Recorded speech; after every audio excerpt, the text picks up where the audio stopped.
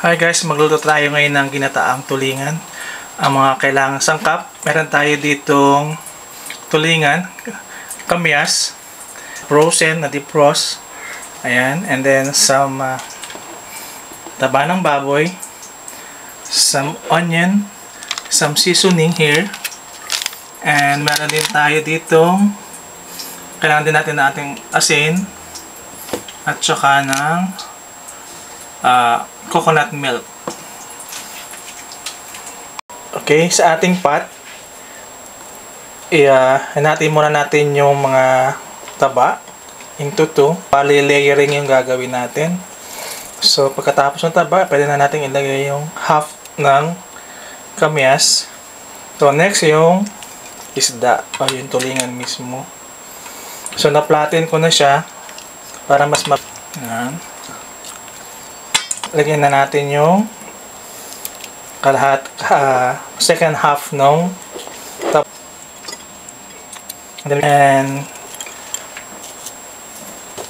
And then yung ating mga seasoning. So seafood is seafood, so shrimp is seafood, so dagdag natin siya. Sprinkle. Okay, at least 1 tablespoon muna. Kailangan din natin ng mga 3 cups ng water.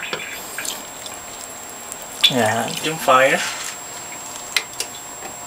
Yan, so takpan lang natin. So update lang sa tulingan after an hour. Ayan na po siya. So iwasan nating haluin para hindi madurog yung meat ng isda. So balik ulit tayo, maybe 2 or 3 more hours para i-add na natin yung coconut milk. Okay guys, check na natin yung ating usok. So, para malambot na yung ating isda. So, hindi ko siya hinalo from nung unang-una, hindi ko siya hinalo para hindi maturog yung meat ng isda. So, masarap kasi sa tulingan yung pag malambot siya, pati yung buto, parang sardinas ba. Meron akong 3 siling labuyo dito. So, pakuloan lang natin siya hanggang matuyo na yung gata at bagong langis.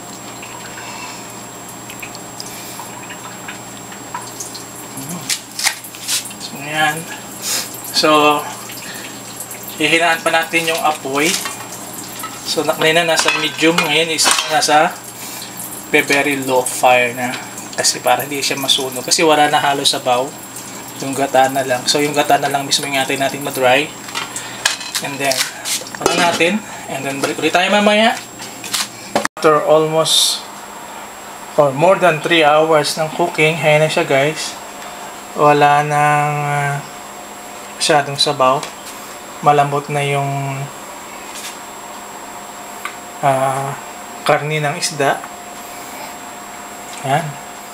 So, salamat po sa panonood at kung bago ko pa lang sa aming channel, don't forget to hit the like, share, and subscribe button at pakipindot ang notification bell para updated ka sa aming mga upload. Maraming salamat!